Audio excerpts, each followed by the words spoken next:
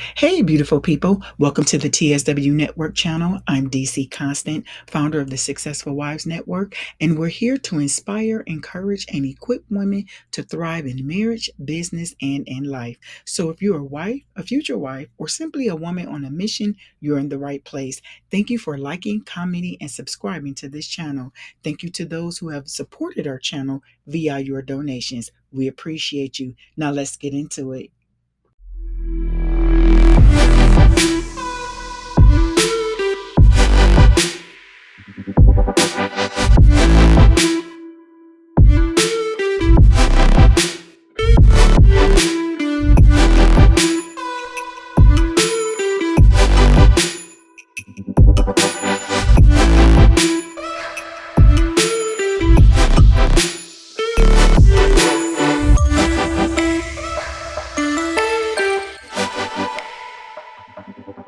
Hey, successful wives. Welcome to the TSW Network, where we elevate wives globally to thrive in marriage, business, and in life. I'm your host, DC Constant, and backed by popular demand is Man Thought Mondays, where we focus on thought provoking topics around love, leadership, legacy, and the struggles and strength of today's modern men. My co host is author and minister John Michael Thomas, and our topic today is drum roll. What do men really want in a wife? What do they want? Hey, John Michael, how Hey, are you? good. How are you? Thanks for having me. Yes, I'm doing well. So let's jump right in. Okay, now, John Michael, this is pre marriage. The question I want to ask you. So, this is before you met your beautiful wife, had a family, and all of that good stuff. Okay. Right, All right, right. right. So, So go back to your dating experience because there's still people, out there that's trying to find that love connection, right? hmm What would you say in general? What conversations do men have with each other when you guys would sit around and talk about the different women? What type of wife you were looking for beyond the surface stuff, and then what kind of women you dated and you knew she wasn't gonna be wifey. She wasn't getting a ring or nothing. Cause hey, women need to hear women, the single women out there, they need to hear this, right? They need to hmm hear what a man already know if you're gonna be wifey or you just gonna be trophy. Got you, got you. Um, so, I've been married for a little while now, so let me try to think back. You know what I mean? I done forgot all about the other women because of my wife. No, I still remember, but I'll say this. I think that, a lot of my friends and I, when we were talking, we would often find that there would be women who had one quality or something that we really liked, but be missing some of the other qualities. So it was like if you could like have a Build-A-Bear version of a wife, and you could put this one's quality, this one's spirituality, with this one's, she's fun, and this one got the best personality in the world. This one I feel like I could talk to about anything. You know what I'm saying? And but you would, it would always be like something. This one's spiritual, but she ain't fun. This one I could talk to you about anything, but I ain't really that attracted to her. And this one right here, you know what I'm saying? Like it was hard to find everything that you kind of wanted in one package. And so like that was a lot of times the dilemma. And just over time, I think sometimes when you first meet people, you're kind of like, oh yeah, that's she awesome. You know what I'm saying? And then after a while, when people start relaxing and being themselves, the representative is gone and all that kind of stuff, you're like, you know what I mean? So like I'll say like, there were some women that like I dated, and how like you really sometimes you really like people, so you try to give them the benefit of the doubt, and you're kind of like, well, maybe she is spiritual, but in a different way. You know what I mean? And then you, Right there. Give it pause right there. Give us an example. I need an example. you know, um, I think, okay, so like this one girl, like she was in a way she was wild. You know what I'm saying? Like like okay, let me. She was a fun person, but unpredictable. You know what I'm saying? Like, and you don't know what to expect, and you'd be like, whatever. Like, so then, like sometimes, like I see her in church, and ain't nobody else shouting, but she shouting. And I'm like, is that the spirit, or what? Are you just, you know what I'm saying? Like her just in tuneness with, you know what I'm saying? It was just like a little off. I was like, well, maybe her spiritual life is different. But really then we start talking about your, core beliefs and core values and things about the Bible. And I was like, nah, she just off. She just off. You know what I mean? And like, so then I was just, I tried to give her the benefit of the doubt, but it wasn't there. You know what I mean? And I think in the back of my mind, it was like, you know, a lot of while I was single, I didn't want to be a preacher anymore at a certain point. I was still, a Christian, but like, I just had, stuff happen. I was just like, I don't want to do that no more. But in the back of my mind, I was kind of like, but I want a woman that can roll with me in case I do. You know what I mean? Just in case I feel like heeding the call again. You know what I mean? And all of that. So I think that stopped a lot. And then there are some women that like I couldn't deal with. Like this one woman, like she just cussed like a sailor. And it's like, I just was like, I ain't gonna be able to do it because, like, I got to cover my baby ears. You know what I'm saying? Every time you speak, and then I'm like, nah, I don't want to do that. Like, I can't bring you around my family. My daddy ain't gonna like that. You know what I mean? Oh, yeah, Betty. So, He so would be looking at you like, boy, yeah, it would be like, for real. real? You're like, let me talk to you real quick Yeah, out in the yeah, he would have been- garage, yeah. out in the garage. But but so I think though, like, but when you probably won't find somebody who just hits every single thing. They call the 80-20 rule or whatever, you know Yeah. what I mean, or whatever. And maybe that's, I don't know what the percentages would be, but I think overall those things better encompass character, whatever that 80% is. Because that's it. At the end of the day, I look at it like this. My wife and I both know that both of us are going to try. If one of us says, hey, I need you to do this, or I don't like this, or whatever, I'm going to try to give you what you need. Not everybody's going to do that. Mm-mm. Everybody doesn't have that. And so when you are talking about a marriage, you are talking about giving each other grace, meaning that I know this is hard for you, but I'm going to give you the grace to try. As long, I mean, you're willing to try, I'm going to give you the grace to try. And when you do what the things that I like, I'm going to encourage that, behavior. And so when I met my wife, we both had that kind of mentality. I think also in dating, one of the things I ask women is, what do you feel about divorce? You know, That's an interesting question. well, the reason why is because, I was divorced. And so this is my second marriage. And, what's crazy is I'm divorced, but I don't really believe in divorce all like that. I mean, if somebody beating you and stuff like that, but you know, you you took a vow, you know what I'm saying, before God and before these people. And you said till death do us part, rich or poor, all that stuff. But a lot of people don't mean it. Like if they would tell the truth, they'd be like, do you for rich or for poor? No, I don't. You're like define poor. Yeah, no, right. For First. better or for worse, I better, but not worse. Like if people were honest when they said the vows, people would know what they get into. So you saying for better and better, for richer and richer, you know what I mean? Till I am not happy, not till death do us part. And the thing about it is, you know, my answer would be when I ask these women about the divorce, but if I ain't happy, I ain't staying. And I'm thinking to myself, because I've been married, I know there will be moments when you You're are not happy. not gonna be happy. But God didn't make marriage to make us happy. He did it to make us holy.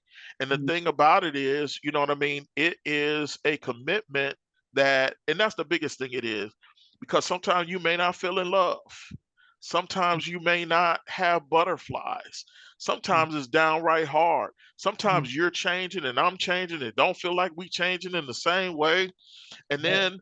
then, one thing I learned is, you get married and at a certain point, like um, just become okay with who this person is.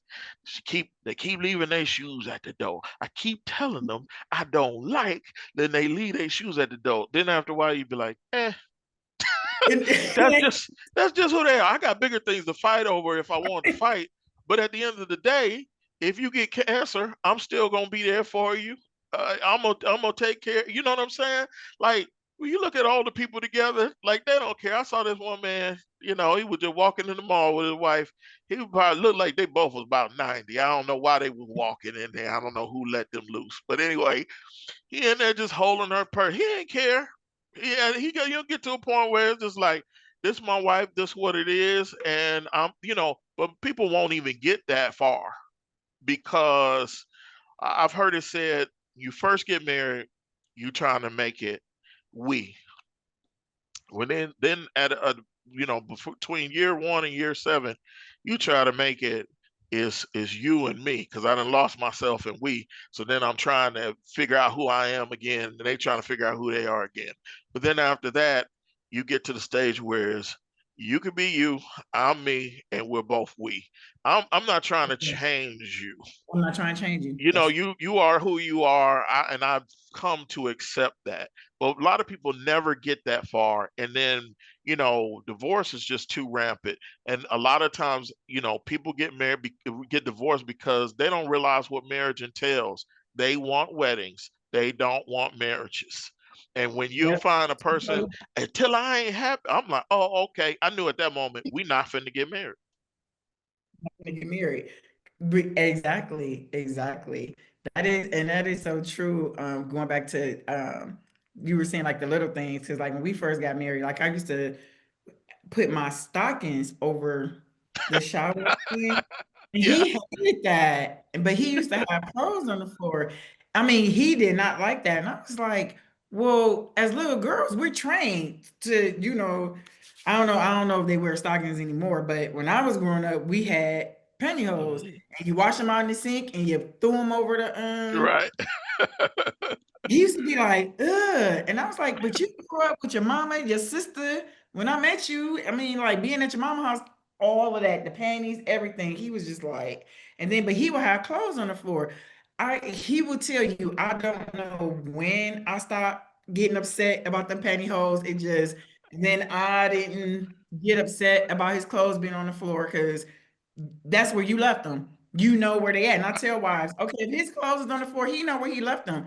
I don't feel like, because at first I was just like, I'm not his mama, but he wasn't looking at me like that. They're my pants.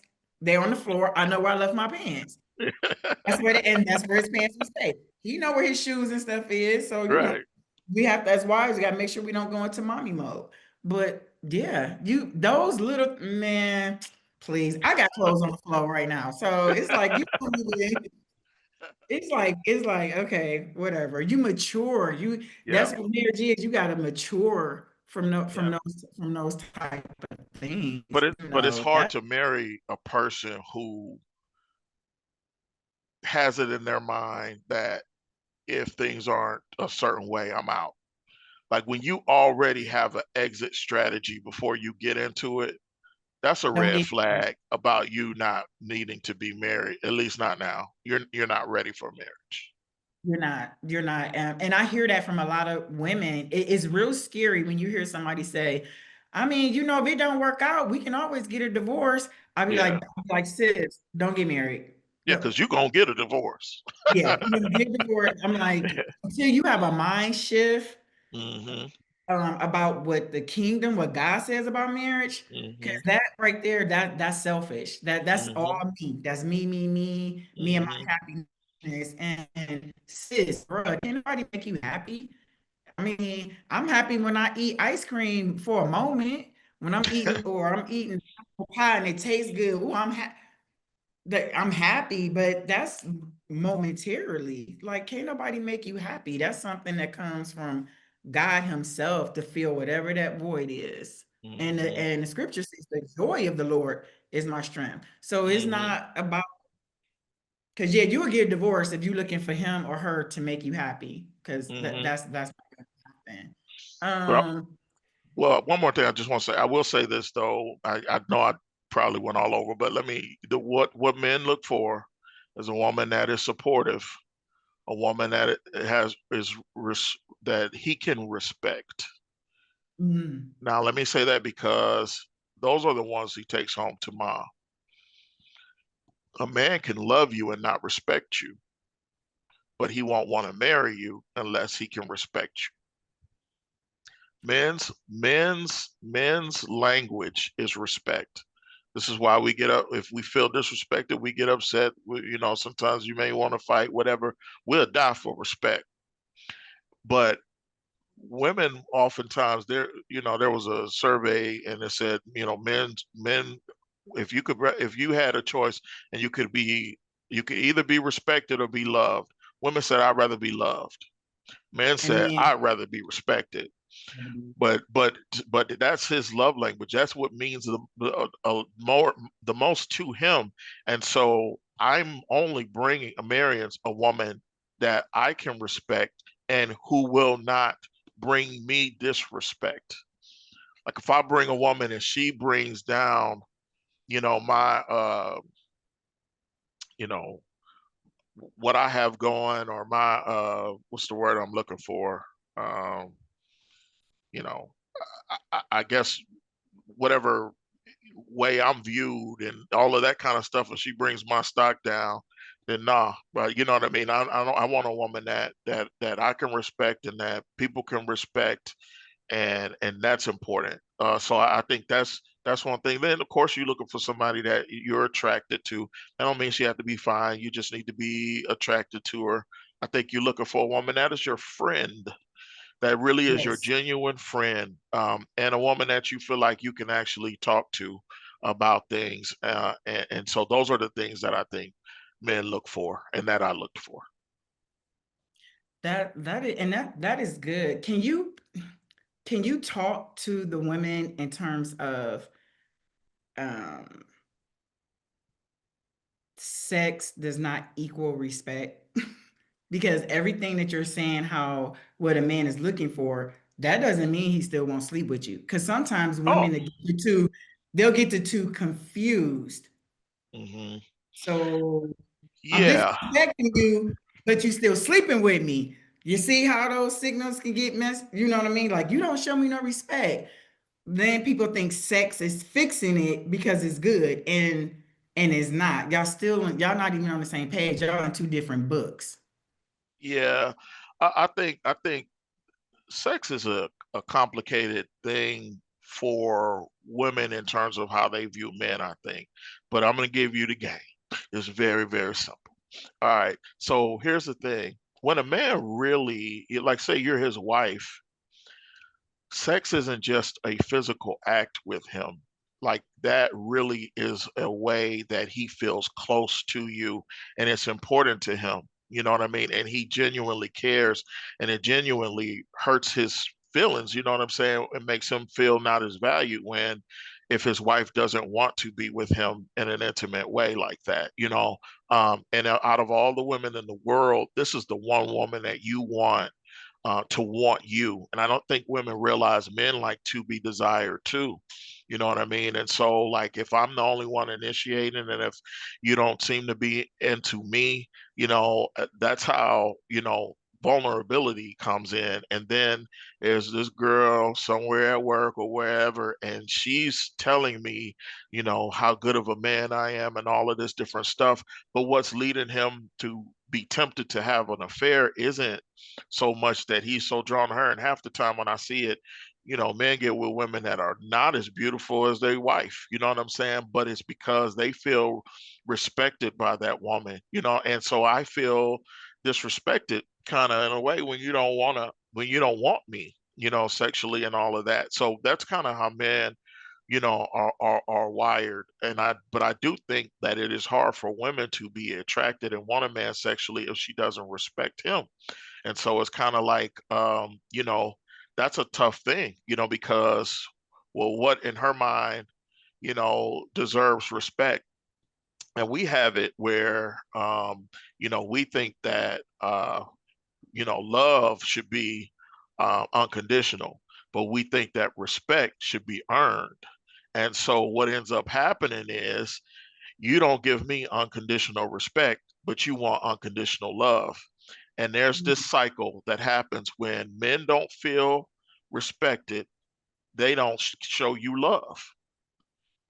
And when you don't show him respect, you don't show him respect, he doesn't show you love. And when he doesn't show you love, you don't show him respect. Somebody got to stop that cycle, from going. But I think also women need to understand that, you know, when it's not his wife or not a woman that he deeply loves, men will have sex with you. Like, but it's just a physical act. You know what I'm saying? Like I think a lot of times women are investing when men are spending time. So like you could spend time with somebody. When you spend time, you don't expect something in return.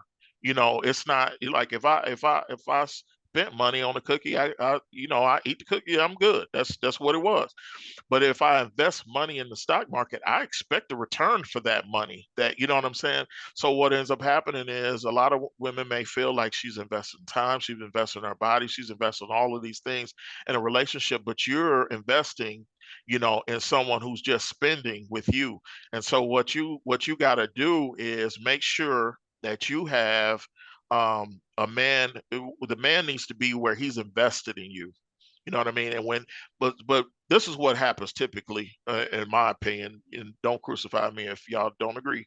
But I think a lot of times women start off investing, and then when you Yes. prove to them that maybe he's not worth investing in, then they'll fall off. They'll be like, nah, okay. But see, he starts at an A. He starts at a 100.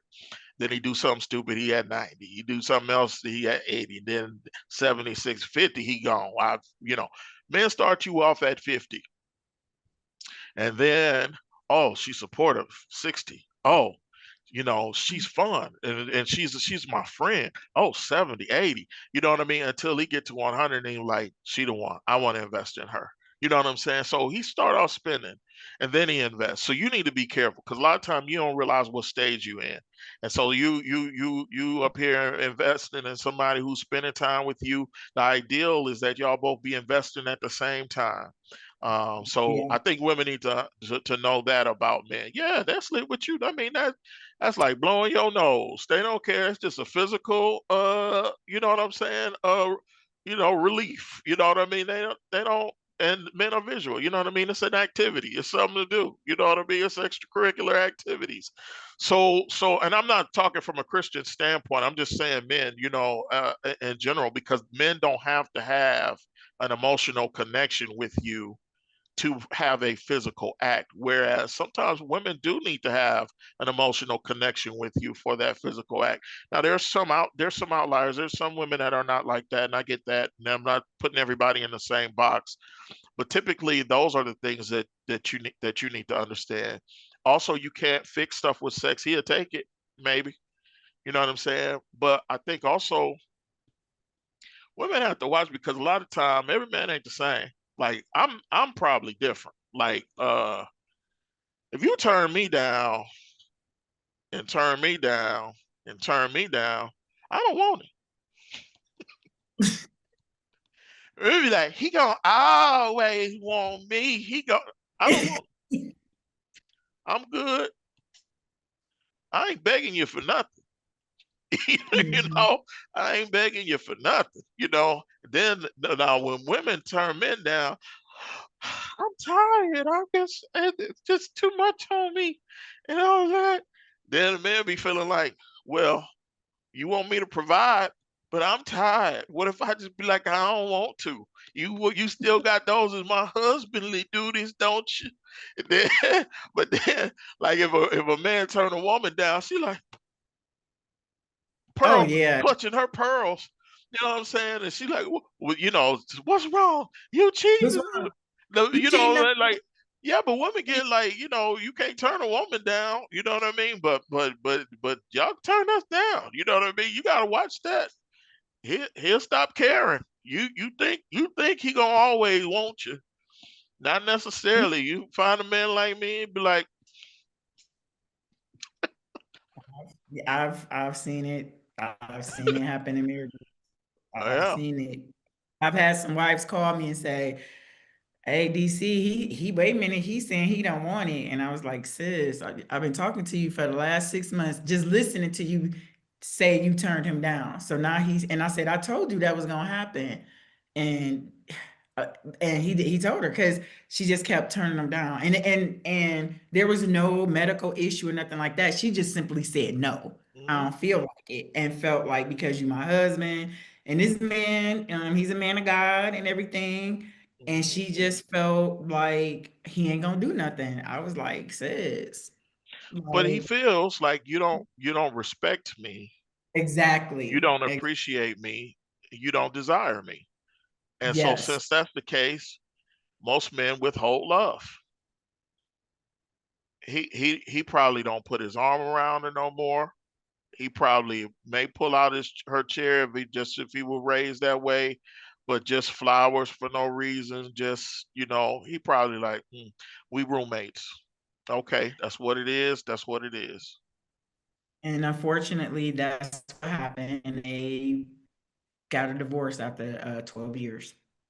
And it Sad. was it was sad because it was, I was on the outside looking in, just just watching and listening, praying.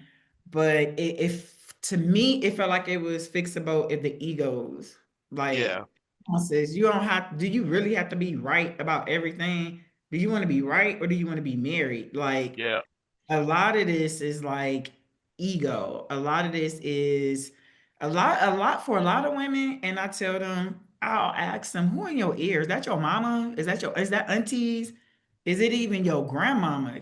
Because you have too many people in your marriage and too many people in your ears. Like, Hmm. this is your marriage. It doesn't have to be what you saw or didn't see in your parents' Hmm. marriage, or if your parents were never married. Like, when you had too many people in your business, and then they're not Hmm. healed women, they're not Hmm. seasoned women, they're not mature women, they're not Hmm. godly women. Hmm. Like, that's telling me where your lack of maturity is. Because Hmm. serious, this is your marriage. And people don't want to see you happy. Like, you got a good guy. Hmm. Nobody is perfect, but if you got a good, decent guy, well, Hmm. your family jealous. Yeah. And your marriage ended because you allowed different people in your ear. But I think a lot of times too, one thing that comes with it is that like when men stop feeling connected to you, they also stop sharing with you. They stop talking to you and Yes. talking to you about the things that are on his heart or that's important to him or things you know what I mean?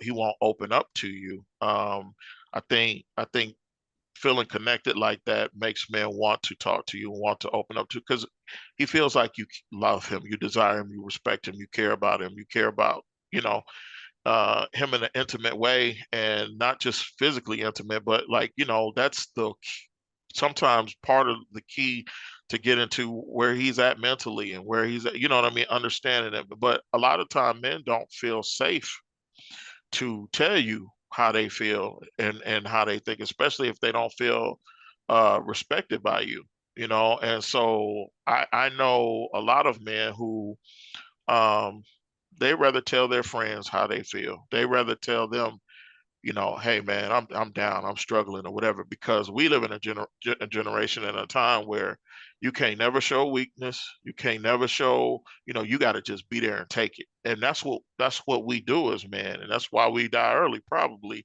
because we just take it. You complaining, I take it. You don't like something, I take it. The kids need stuff, I take it. I don't get none of what I need. I'm trying to give everybody 100% of what they need. I take it. You just take it. And so like you feel like you gotta have somebody pour something into you or give you something. Like, you know what I mean? Or else you just be burdened. You just take it.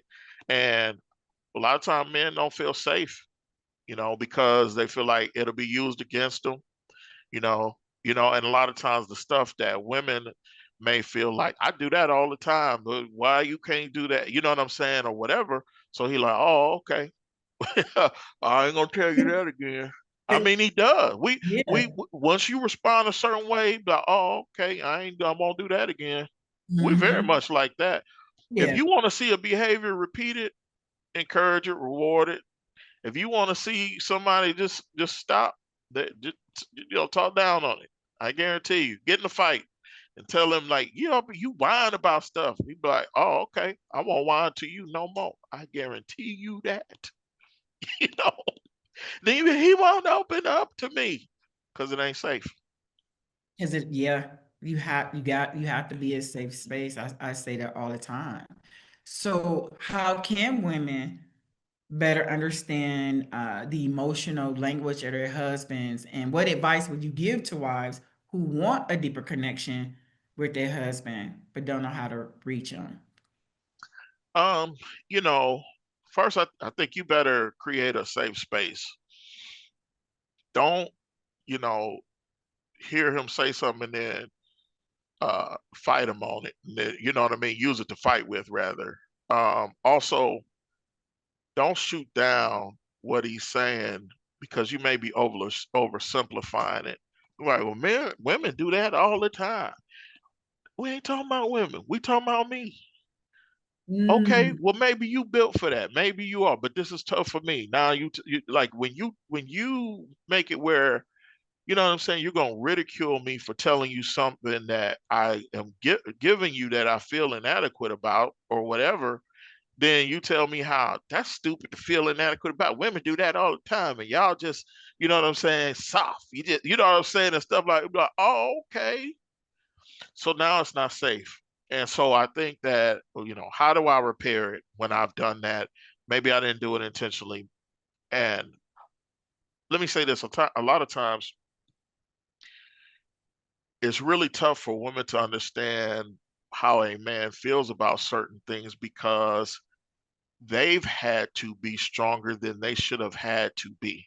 Meaning that a lot of women, let's just say they are single moms or raised by single moms, they've either done or seen bringing home the bread, taking care of the kids, handling all of the stuff with the kids' schooling, handling all of the bills, doing all of that stuff. And then when they see a man, complain about something, they're like, I've had to do that for all of this time. So it doesn't make sense to them why you're whining about it or whatever. But have you considered the thought that maybe the way you grew up or the way you had to deal with stuff isn't the way that it necessarily was supposed to be?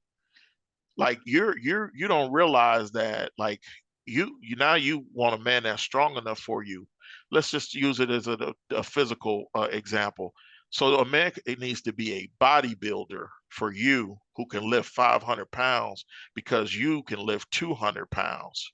When an average woman can't lift 200 pounds, she's satisfied with a man who can lift 200 pounds.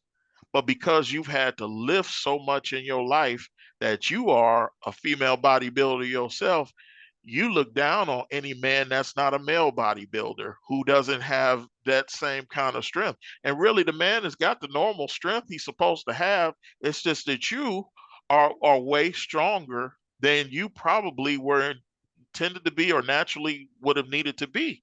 And so now, like, it ain't good enough for you. And so you're looking mm, down on him for being average or being adequate, but it's inadequate for you because you've had to be so much more. And I think going from being that and having to do all that on your own, it is an adjustment for you to be married and now have a husband and to lean on him or let him do stuff because you like, I know a better way to do that. That don't make sense. And every time he try to do something, that ain't good enough. We don't do that yeah. like that. That ain't the way you do that. You don't know how to do that. And you're ridiculing him for something that he may have been perfectly adequate at doing, but it ain't up to your standards because you got all of this high standard that you had to have because you had to be a quote unquote strong black woman but unnecessarily strong. Maybe stronger than God intended you to be, maybe stronger than you should have had to be. Maybe no of no fault of your own. But take that into consideration before you critique and ridicule and down that man, or talk to him condescendingly, because you may just have uh had overinflated responsibilities, and now when you run into normal, you don't know how to handle it. You think it's inadequate. And that's a tough position for a man to be in. I will share this. So before me, my wife had a son, who's my son now. His father, passed away and everything. But because she was that for so long, I sometimes had to tell her, like, you're married, right? You don't have to do this on your own, right? Do you know you don't have to figure out everything on your own? Why would you just try to, like, her thought is survival mode all the time. Okay, well, if this don't work, then I'm gonna do this, and then if this don't work, then I'll do that, and I'll try. Be like, I got it. I got it. What now? I'm just kind of like, I see her stressed out about something. Then I'm like, okay, what do you need? Well, I gotta register for the kids for school, but I'll do it. You know what I'm saying? Like, I think she just now, and we've been married 7 going on 8 years, learning to relax a little bit and say, and let me do stuff. Cause I'll come back and be like, when did this happen? Why did I just did such and such? What do you mean? We're one. You're married. What you mean? How you just gonna make a decision and just, well, that's what I'm used to doing. And what? I'm like, man, you better calm down. Like, you making it much harder on yourself. And besides, I'm better at some stuff than you. You better have some Mhm. stuff than me. Why don't we operate in our specialties and make this Yes. thing so Yeah. much easier? And come on here and sit down and let me rub your feet. And I got that. Don't worry about it. You know what I mean? You can Yeah. make life much easier on yourself if you learn to relinquish some responsibility and understand that, hey, man, that man may have a learning curve. Give him time to learn. You needed time to learn. He can Yeah. learn it. Trust him. He'll be all right. Okay, Yeah. that's more than you asked. But anyway. No, that's I'm sure that doesn't help somebody. No, exactly what I was looking for. That is awesome. One she's married now, but about 5 years ago, one of my colleagues called me, and she had, like your wife, superwoman. She had raised her children. This was her first time getting ready to get married, and she was like, he washed the dishes. No, he put the dishes in the dishwasher, Mhm. and he was drying it. And so she called me. She was like, I think I messed up. He put the dishes in the dishwasher, but it is not like how I did it. And I was fussing with him. And I told him, I don't put the plates in like this. And I'm listening to her. And she said, I said, oh, all right. I said, I wasn't even there. I already know what he said. I said, he looked at you. I said, I know his feelings was hurt. And I said, he said something like this. I was helping because you said, I heard what you said, and he called himself, he said I was helping. And I said, girl, he put that dish down and he went on about his business. She said, how do you know? I said, because he was helping you, sis. He's about this man about to be your husband. He's not your child. You've already raised your children. You treated him in that moment like a son, like a child. Girl, who Mhm. cares if the plate was to the left or to the right? He Mhm. ran it. He was drying the dishes. Girl, you should. I said, you know what you should have said? Baby, thank you. Mhm. Kiss on the cheek. Baby, thank you. Mhm. I said, now he don't want to do it.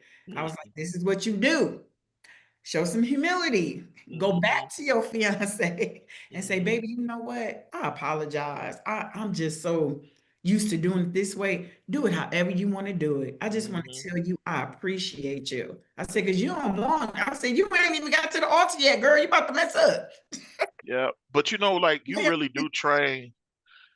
Yeah, you really do train people how to treat you, and you don't realize you're doing it. But the thing is, and I already knew what he did. Because I sure would have been like, "What do you do it then?" All right, fine. Here, go and wash every dish.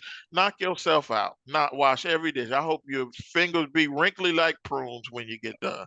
You know what I mean? If that's the way you want to do it. But I mean, my thing is like, why do that and be stressed out? Man, I gotta wash the dishes. I gotta do such and such and such. He don't do nothing. He would. You- He would. but he may not do it like you do. And even if you just give him a chance, maybe you could be like, "Hey, baby, I'm so glad you do such and such." And then you might be like, "Hey, you know what? What you ever think about putting them right here? I usually do it, make it a little easier for me. You can do what you want, but I just say, there's a way to do it. You know what I'm saying? Like if you got an idea that's better, but don't shoot him down before he gets started, and you like, oh, okay, he don't want to do nothing. You created that. Created You that. created that. And he was just trying to help.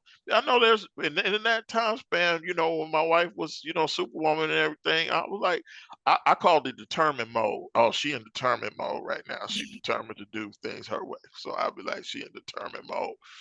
Then I'm like, go ahead and determined mode. I'll say that to her. She know what I mean. But I'm like, all right, knock yourself out. But don't come back and later and be like, you don't do nothing. I try. You don't let me do nothing. you know. So hey, I mean, I'll help you. I ain't got no problem with it. I feel like being having a husband should mean like a lot of burdens you shouldn't have. That put that on me. I got it. I'm your partner in this thing. Well, you're gonna treat me like your kid. I ain't no kid now.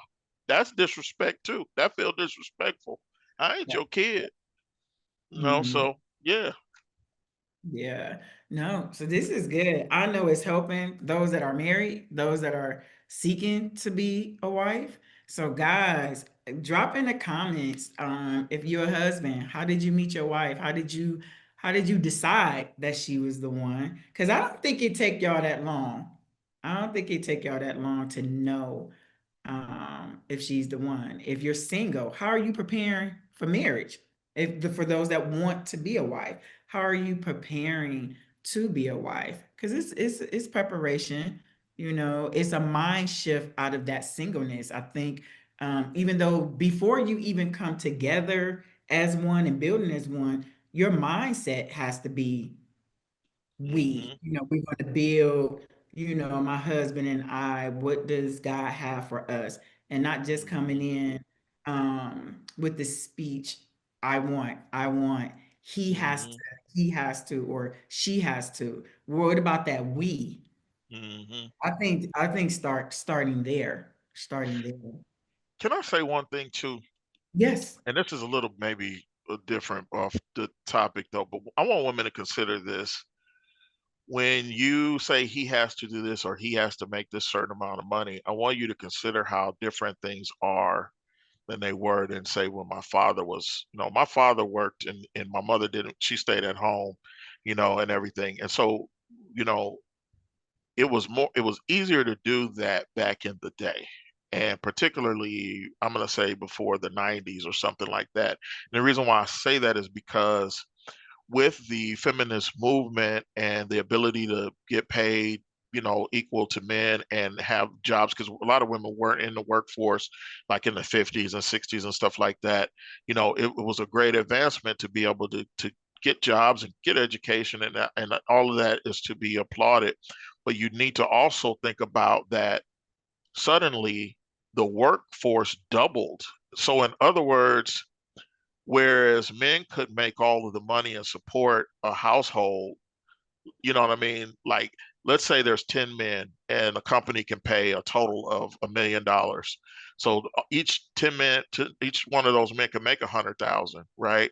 But once you double that, and now you've got 10 men and 10 women, but they still can only the company can only afford to pay $1 million. Now everybody makes $50,000. And in order to have a household, it take that man and that woman to both bring that $50,000 to have that same standard of living that they would have had if the man just worked. Now, I'm not saying women shouldn't work. I'm not talking about none of that. I'm not saying that that's a bad advancement. I just want you to consider that these days it often takes two salaries to do things, but part of that is because the workforce is so big compared to back in the day. So, like a lot of times, you need to uh, prioritize what you want. You want a man that is a provider. And the people have been talking about online the 50-50 thing and stuff like that. But it may be hard for him to provide 100% these days just because the way the system is set up now. So, and then if you want him to be the provider, and you don't want to work and all of that, and you want to be taken care of, just consider you may need to get taken care of off a $50,000 salary, which means that you're going to have to live somewhere that's maybe not in the suburbs. You may not drive, a luxury vehicle because that's all he can afford. You know what I mean?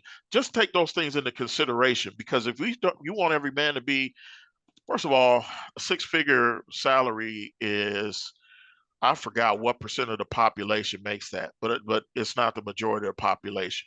Then the second Mm. part of it is that how many black men are there? Because I'm gonna tell you one thing, I'm the only black dude at my job. You know what I mean? In my position, which is in a higher position, I'm the only one. And most of my career, I have been the only one. I'm the dot. I'm the dot. White sheet of paper.